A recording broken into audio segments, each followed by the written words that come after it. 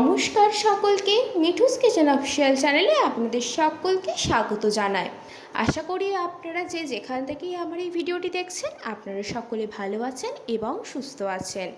আজকে আপনাদের সাথে কাঁচা আম দিয়ে চটজলদি অতিরিক্ত গরমে বানিয়ে ফেলতে পারবেন একটি মুখরোচক রেসিপি শেয়ার করে নেব, যা কিন্তু এই দুপুরে গরমে ভাতের সাথে খেতে অপূর্ব লাগে। সম্পূর্ণ নিরামিষ একটি রেসিপি, চটজলদি বানিয়ে ফেলতে পারবেন। চলুন তাহলে রেসিপিটি শুরু করা যাক। তার জন্য ছোটো বাটির 1 বাটি মুসুরির ডাল আমি এখানে 3 থেকে 4 ঘন্টা ভিজিয়ে রেখেছিলাম। এখানে আমি যতটা পরিমাণ ডালের বড়া বানাবো তার জন্য ছোটো বাটির 1 বাটি মুসুরির ডাল নিয়েছি। আপনারা যতটা পরিমাণে বানাবেন সেই মতো ডালটা এখানে নিয়ে নেবেন। এরপরে ডালটা 3 থেকে 4 ঘন্টা ভেজানোর পরে খুব ভালো মতো কিন্তু ডালটা ভিজে গিয়েছে। ঠিক এই পর্যায়ে আমি এখানে জল থেকে ডালটাকে ভালো করে তুলে নিয়ে সেটাকে মিক্সিং জারের মধ্যে দিয়ে 2টো আদার টুকরো এবং 2টো কাঁচা লঙ্কা দিয়েছি, বেশি পরিমাণে এখানে ঝাল দিইনি। তারপরে সেটাকে খুব সুন্দর একটা থকথকে পেস্ট বানিয়ে নিয়েছি। এরপরে একটি বোলের মধ্যে আমি এখানে ডালের যে পেস্টটা রেডি করে নিয়েছি সেটা দিয়ে দিয়েছি। তারপরে এর মধ্যে দিয়ে দেব বেশ কয়েকটা উপকরণ, সামান্য কিছু উপকরণই দেব, খুব একটা বেশি কিছু না। পরিমাণ মতো এর মধ্যে নুন দিয়েছি এবং দিয়েছি সামান্য পরিমাণ হলুদের গুঁড়ো। যেহেতু ডালটা পেস্ট করার সময় আমরা আদা কাঁচা লঙ্কা দিয়েছিলাম, সেই জন্য এর মধ্যে আলাদা করে কোনো গুঁড়ো মশলা বা আদা কাঁচা লঙ্কা দিলাম না। আপনারা যদি ডালটা শুধু পেস্ট করে থাকেন তাহলে এই পর্যায়ে এর মধ্যে খানিকটা পরিমাণ গ্রেট করে রাখা আদা আর কোচানো কাঁচা লঙ্কা দিয়ে দিতে পারেন। যে কোনো একটা করতে পারেন, হয় ডালের সাথে পেস্ট করে দিতে পারেন বা পরবর্তীতে কাঁচা লঙ্কা কুচি এবং আদা গ্রেট করে ব্যবহার করতে পারেন। ঠিক এই পর্যায়ে আমরা ডালের বড়া বা ফুলুরি যেভাবে বানিয়ে থাকি তেলের মধ্যে, সেইভাবে কিন্তু ডালের বড়াগুলো আমি ভেজে নেব। মানে কড়াইয়ের মধ্যে এখানে আমি বেশ খানিকটা পরিমাণ সাদা তেল গরম করতে বসিয়ে দিয়েছি। যেহেতু পুরো রান্নাটা সাদা তেলে করব সেই জন্য এখানে আমি বড়াগুলো সাদা তেলের মধ্যেই ভেজে নিচ্ছি। তেলটা খুব ভালো মতো গরম হয়ে আসলে ছোটো ছোটো ডালের বড়া যেভাবে ভাজা হয় ঠিক সেই সাইজেরই আমি এখানে ডালের বড়াগুলো দিয়ে দিয়েছি। খানিকক্ষণ অপেক্ষা করতে হবে যতক্ষণ অবধি একটা দিক খুব ভালো মতো ভাজা হয়ে যাচ্ছে।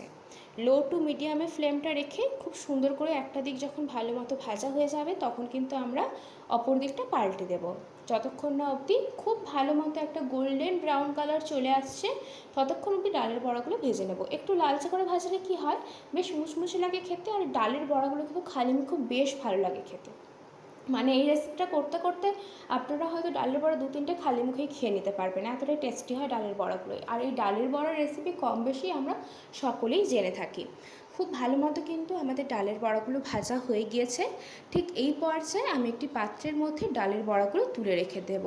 এই রান্নাটা করতে কিন্তু একদমই বেশি সময় লাগে না, শুধুমাত্র এই ডালের বড়াগুলো ভাজতে যেটুকু যা সময় লাগে, নাহলে কিন্তু খুব চটজলদি একটি রেসিপি, হাতে যদি 10 থেকে 15 মিনিট থাকে তাহলে কিন্তু চটজলদি রেডি হয়ে যায়। শুধু এই বড়াগুলো ভাজতেই যে একটু বেশি সময় লাগে, না হলে কিন্তু খুব একটা বেশি সময় একদমই লাগে না।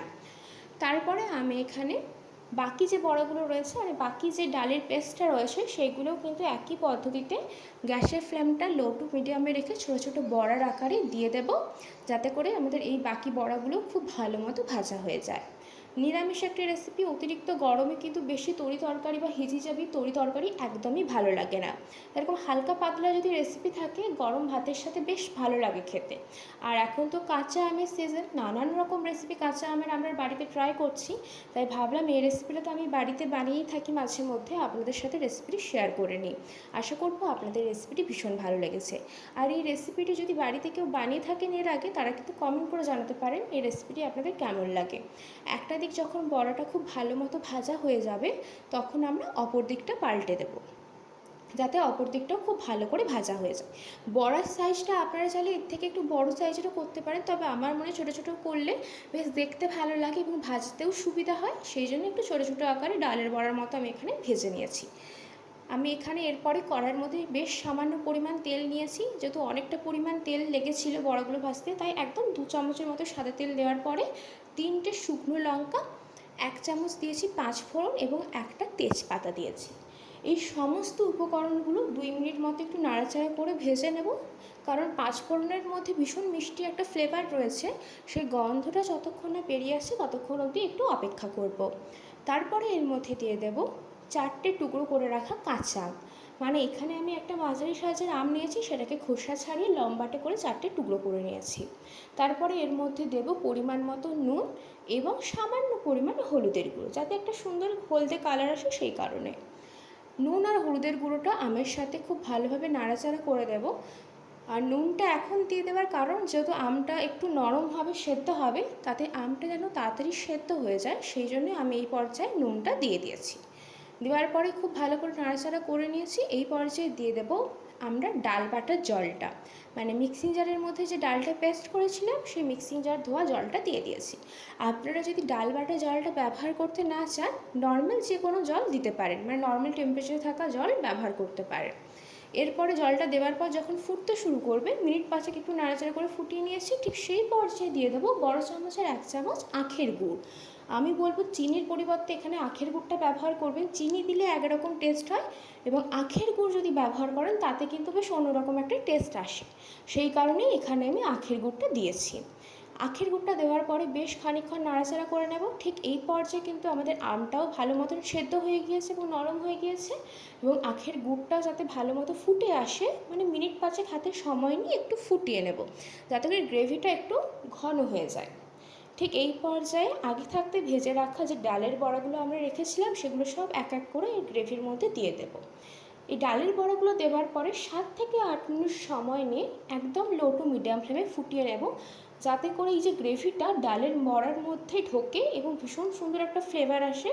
তার জন্য কিন্তু 7 থেকে 8 মিনিট একদম লো টু মিডিয়াম ফ্লেমে ফুটিয়ে নেব, এতে করে বড়াগুলো একটু নরম হয়ে যাবে এবং গ্রেভিটা কিন্তু অনেকটা পরিমাণে কমে যাবে। আর এই রেসিপিটার গ্রেভি কিন্তু খুব অতিরিক্ত হবে না, একদম গা মাখো মাখো হবে, কারণ বড়াগুলো কিন্তু পরবর্তীতে টেনে নেবে গ্রেভিটা। ঠিক এই পর্যায়ে আমাদের কিন্তু রেসিপিটা একদম রেডি হয়ে গিয়েছে। আমি একটি পাত্রের মধ্যে সার্ভ করে দিচ্ছি। দেখুন কত চটজলদি রেডি হয়ে গেল, শুধু বড়াগুলো ভাজতে যে একটু সময় লাগে, নাহলে কিন্তু খুবই সহজ একটি রেসিপি, একদম নিরামিষ। কাঁচা আমের এই সিজনে টক ঝাল মিষ্টি মুখরোচক এই রেসিপিটা দুপুরে ভাতের সাথে অনবদ্য লাগে খেতে। অনেকেই হয়তো রেসিপিটি ট্রাই করেছেন, আর যারা ট্রাই করেননি তারা একবার হলেও আমার এই রেসিপিটি ফলো করে বানিয়ে দেখতে পারেন। আজকের রেসিপি এখানেই শেষ হচ্ছে। আশা করছি আপনাদের ভীষণ ভালো লেগেছে। যদি ভালো লেগে থাকে অবশ্যই করে আমার চ্যানেলটিকে সাবস্ক্রাইব করে দেবেন, লাইক শেয়ার কমেন্ট করতে ভুলবেন না। আর এরকম নিত্য নতুন যদি রেসিপি পেতে চান, অবশ্যই করে আমার চ্যানেলটিকে সাবস্ক্রাইব করে আমার চ্যানেলের পাশে থাকবেন।